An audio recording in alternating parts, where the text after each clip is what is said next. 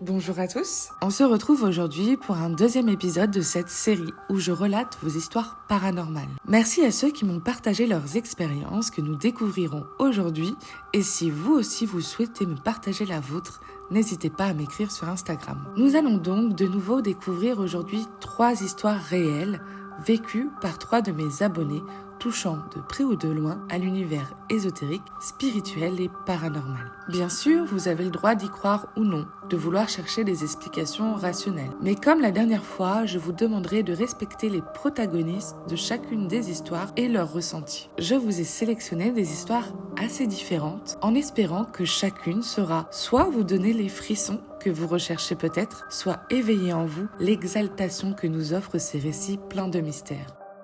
Mais dès à présent, place à la première histoire.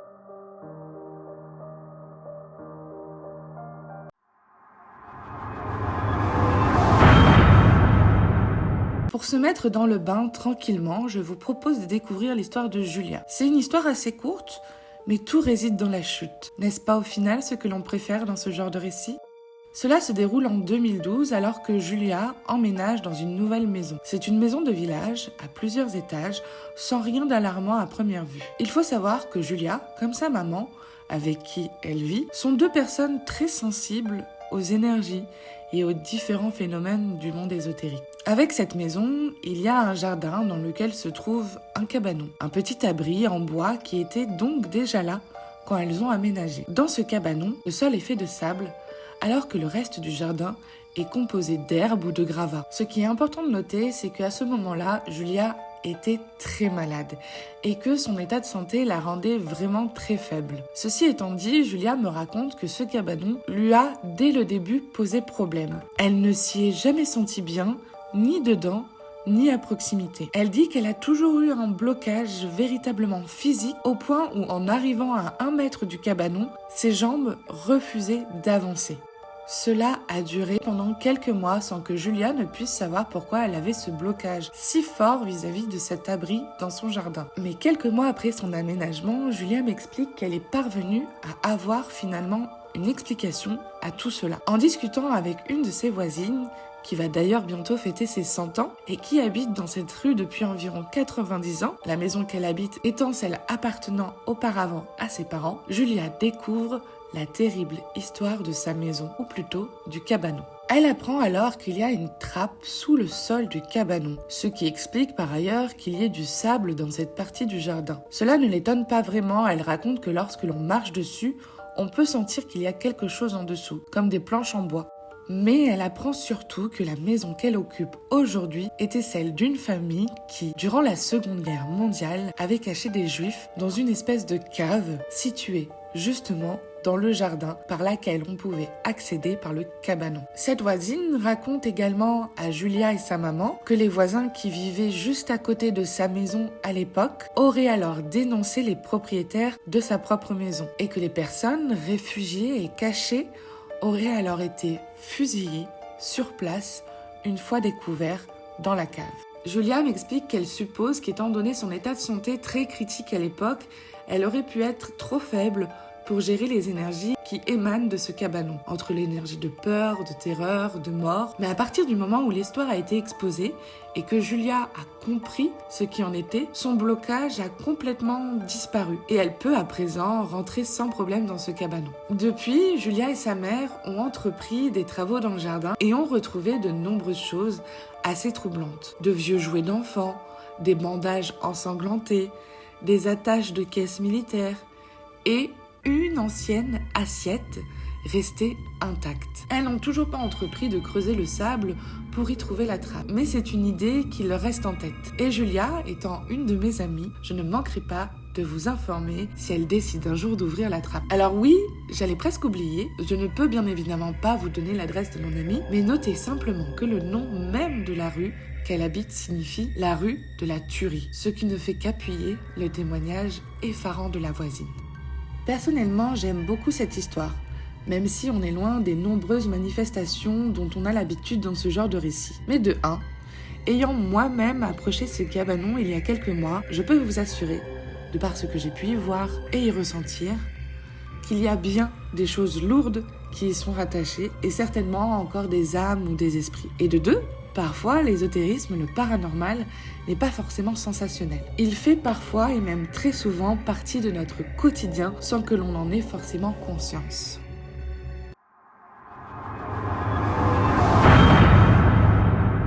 Passons à présent à la seconde histoire, celle de Manon. Cela se déroule il y a environ une dizaine d'années. Manon habitait alors à Paris, près de ce que l'on nomme les puces de Vanves. Il s'agit d'un marché d'antiquités, une brocante, qui se déroule chaque week-end et toute l'année. Bien évidemment, cette information est d'une importance primordiale puisque c'est là que démarre toute son histoire et Manon s'y rendait chaque semaine. D'ailleurs, elle me raconte qu'elle avait sa propre petite habitude lorsqu'elle allait aux puces. Elle attendait que le marché soit terminé au moment où les exposants remballent leur matériel. C'est assez répandu et l'on sait que dans ce contexte-là, nombreux sont les vendeurs qui ne repartent pas avec tout chez eux. Ils laissent très souvent au sol ce qu'ils ne veulent pas ramener et comme il s'agit un peu d'un secret de polichinelle, nombreux sont les habitués à faire comme Manon, c'est-à-dire attendre de voir ce que les exposants pourraient laisser et se débarrasser. Chacun cherche alors la perle rare en farfouillant dans les objets abandonnés. Manon, elle, ce qui l'intéresse, ce sont des objets, des bibelots ou autres outils qu'elle pourrait utiliser dans ses sculptures. Effectivement, à l'époque, elle avait l'habitude de fabriquer des sculptures, petites ou grandes, en faisant des assemblages d'objets divers et variés issus de la récupération dans ces fameuses puces ou issus des encombrements. En tout cas, la plupart étaient assez anciens. Ce n'est pas vraiment de simples sculptures pour elle. Elle avait, elle me dit, une vocation cathartique. En fait, elle m'explique qu'à travers son art, cela lui permet d'exorciser en quelque sorte ses peurs. Et notamment, pourquoi pas justement, en récupérant des objets qui pouvaient faire peur à la plupart des gens, paraître terrifiants pour les autres. Elle déconstruisait et reconstruisait ainsi ces objets sous forme d'assemblage pour en faire un tout autre objet, nouveau, qui raconte une histoire et qui lui permet d'exprimer donc ses peurs. On comprend assez vite que pour Manon, chiner, c'était vraiment une habitude. Elle me dit que parfois même, elle troquait certains objets, par exemple contre une cigarette. Elle raconte que les fins des puces étaient souvent une sorte de bataille avec les derniers acheteurs pour récupérer justement les derniers petits trésors disponibles. Peu de temps avant notre histoire, elle avait fait un rêve très marquant et elle souhaitait le raconter dans une nouvelle sculpture qu'elle imaginait assez grande. Ce rêve, elle me le décrit comme vraiment particulier, qui faisait référence à des vies antérieures où elle naviguait entre 3 vies bien distinctes. Comme à son habitude, elle s'était donc efforcée de collecter tout un tas d'objets ainsi qu'une sorte de meuble dans lequel elle s'est employée à construire son petit univers pour représenter les événements marquants de son rêve avec des indices et des symboles qui ne pouvaient parler qu'à elle. D'ailleurs, Manon aimait utiliser des objets intense et dense en énergie. Elle raconte même qu'elle en était en quelque sorte addicte à cette densité, à la charge de ces objets et que de ce fait, elle faisait consciemment fi de tout ce qui pouvait être en rapport avec une purification puisque c'est justement un plaisir pour elle de percevoir les énergies de chaque objet. Jusqu'au jour où elle a installé sa grosse sculpture, son nouvel assemblage dans sa chambre. Celle en référence à son fameux rêve qui avait finalement presque des allures de machine à voyager dans le temps. D'une part, bien sûr, parce qu'il faisait référence à ses potentielles vies antérieures, mais aussi parce qu'eux-mêmes, ces objets avaient eu une ou d'autres vies auparavant et qu'elle leur donnait ici encore une nouvelle vie, les rendant beaux dans sa démarche qui était aussi, évidemment, une démarche artistique. Mais pourtant, une fois la machine installée, Manon a commencé à avoir des manifestations physiques et des éléments ou événements que l'on peut nommer de paranormaux survenir autour de cet assemblage. Cela a commencé par des objets projetés à 1 mètre environ du petit meuble, des objets qui faisaient justement partie de cette sculpture et qu'elle avait bien évidemment collés. Avant d'imaginer quoi que ce soit, elle a réfléchi, elle a cherché des raisons rationnelles. Elle a pensé à la colle, mais pourtant celle-ci était solide et de qualité, et chaque objet était bien disposé dans la sculpture. Il n'y avait donc aucune explication logique à ce phénomène. De plus, les objets ne semblaient pas être tombés de la sculpture, mais plus projetés à l'extérieur de celle-ci, pour atterrir au pied de son lit. S'il s'était décollé, Manon explique qu'il n'aurait pas pu faire une telle distance. Elle entendait parfois les objets chuter, être projetés, Mais pas toujours, et ce n'était pas le même objet à chaque fois. Même si Manon se posait d'abord des questions, elle m'explique qu'elle est assez abonnée à ce genre de manifestation et que pour le coup, sur le moment, cela l'amusait. Jusqu'à ce que cela ne l'amuse plus du tout. Cela a en fait duré quelques semaines. Mais en dehors des objets projetés, cela ne s'est pas arrangé. Elle a commencé à entendre des bruits à un endroit précis de la chambre, en sachant que sa chambre est construite sur le même modèle que celle de ses enfants, à l'étage du dessus. Il y a en effet une sorte de petit débarras qui lui sert, elle, de rangement, et pour les enfants, c'est une salle de jeu. Seulement, dans les deux chambres, à ce même endroit, Manon, comme ses enfants, y constatait des bruits étranges et inexpliqués. Mais surtout, des objets qui changeaient de place sans qu'ils n'en comprennent la raison. Puis cela a continué à s'étendre. Elle raconte qu'elle a commencé à se poser de plus en plus de questions alors qu'elle-même n'avait jamais été effrayée par ce genre de choses. Une nuit, elle a fait un rêve où elle voyait une femme qui frappait à sa fenêtre. Une femme qu'elle décrit comme un esprit, en tout cas quelque chose de très fantomatique, avec un air perdu et effrayé à la fois. Elle essayait de l'appeler, de lui dire quelque chose, mais Manon ne comprenait pas ce qu'elle voulait lui dire. C'est également à ce moment-là que ses enfants ont commencé à se plaindre. Eux-mêmes parlaient d'une femme qui se tenait au pied de leur lit la nuit. Un soir, son amie est venue dormir chez elle, comme à leur habitude. Elle était assez effrayée par toute cette histoire et cela faisait un peu rigoler Manon. Malgré tout, elles se sont endormies dans la chambre. Mais très vite, un nouvel objet a été projeté de la sculpture. Cela ne l'a bien évidemment pas rassurée, mais elles ont tout de même fini par s'endormir. Le lendemain matin, l'amie de Manon s'est levée pour aller aux toilettes. Manon m'explique qu'à ce moment-là, elle était aussi réveillée, mais toujours les yeux fermés et elle l'entendait dans les toilettes. Et alors qu'elle était en train d'hésiter à se lever elle aussi pour aller aux toilettes, ou rester à traîner encore un peu au lit, elle sentit à côté de sa tête une présence. Elle était toujours allongée dans le lit et elle pensa naturellement que c'était son amie. Le matelas s'était enfoncé à côté d'elle et elle a vraiment senti une présence physique.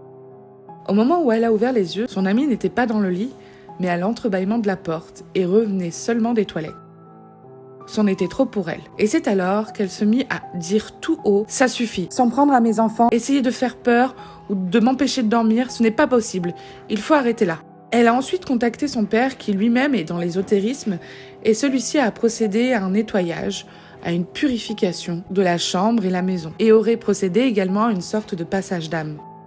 De son côté, Manon a détruit la sculpture et depuis, elle n'a plus vécu aucun événement de ce genre et tout est rentré dans l'ordre.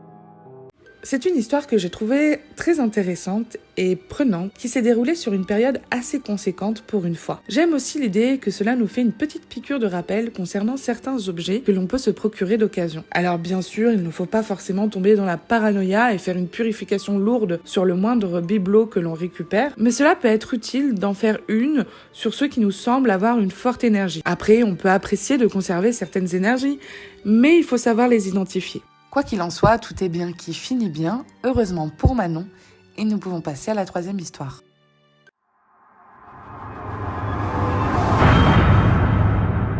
Cette troisième et dernière histoire est sans conteste celle qui m'a donné le plus froid dans le dos, parmi toutes celles que j'ai pu recueillir jusqu'à aujourd'hui. Alors je vous préviens par avance, c'est le moment de remonter le plaid ou la couette comme il se doit. Je mets également en garde et préviens d'un potentiel trigger warning pour les personnes les plus sensibles, notamment au sujet des agressions. Ceci étant dit, voici donc l'histoire d'Emma qui, j'espère, vous plaira et vous tiendra en haleine tout autant que moi. L'histoire se déroule il y a de cela quelques années. Emma me raconte qu'elle travaillait alors à l'époque dans un établissement scolaire à la campagne et elle vivait également à la campagne à environ une dizaine de kilomètres de cet établissement.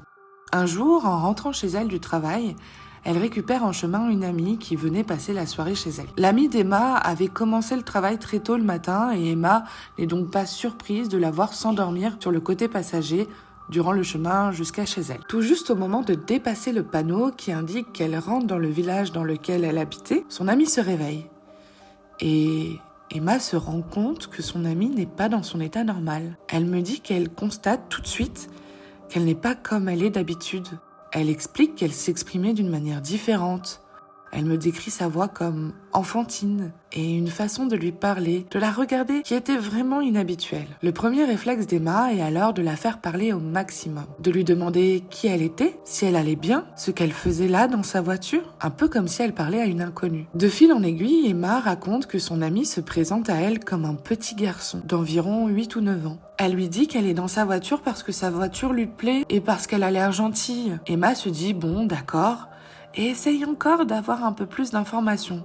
Vraiment, son but est de la faire parler le plus possible. Ce petit garçon, donc, au travers de son ami, lui dit qu'il est tout seul, qu'il est dans un endroit qui lui fait peur, un endroit tout marron et vert au-dessus de lui. Il continue en disant qu'il entend beaucoup de bruit. Il dit à Emma, « Le bruit que j'entends, des fois, ça fait comme s'il y avait une sirène, quelque chose de très fort. » De là, Emma se dit que là où elle habitait, il n'y a ni la mer, ni aucun port, et que c'est donc impossible pour elle qu'il s'agisse de bateaux, mais elle réalise finalement que par contre il y a une voie ferrée. Elle se dit que le bruit de train peut tout de même souvent faire penser à une sirène de bateau, un peu comme une corne de brume. Elle lui demande donc, peut-être que tu parles de la voie ferrée, peut-être que tu parles de l'endroit où passe le train. Il lui répond alors, oui, j'aime beaucoup les trains, mais maintenant je suis tout seul, et j'ai très peur.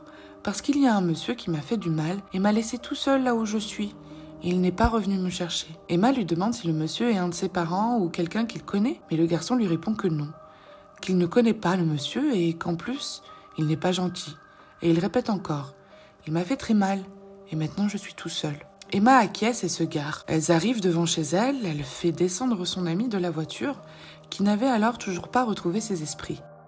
Elle la fait monter chez elle, et c'est alors que son amie se met à bâiller. Elle propose donc à son amie, ou plutôt au petit garçon, de s'allonger dans le canapé, de s'endormir, et que peut-être après cela irait mieux. L'enfant accepte et son amie s'allonge et s'endort. Plus tard, son amie se réveille et elle semble totalement normale. Emma me dit que cette fois-ci, elle est tout à fait comme elle est habituellement.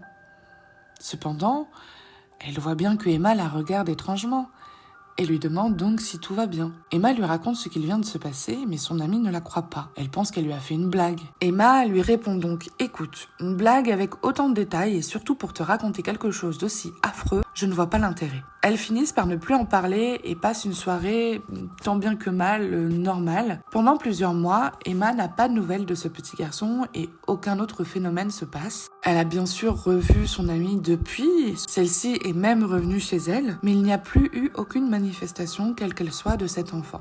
Un jour, dans l'établissement scolaire où Emma travaillait à l'époque, elle croise un élève qui lui dit qu'il l'a croisée avec sa maman dans le village où elle habitait et il lui demande si elle vit là. Lorsqu'elle répond que oui, il continue en expliquant que c'est le même village où sa maman vivait il y a 20 ou 30 ans, quand elle était toute petite. Il lui dit qu'elle y a vécu toute son enfance jusqu'à son adolescence. Puis il continue en disant « Vous savez, en plus dans ce village, dans les années 70-80, il s'est passé un fait divers. » Emma est alors surprise et lui demande ce qu'il s'est passé.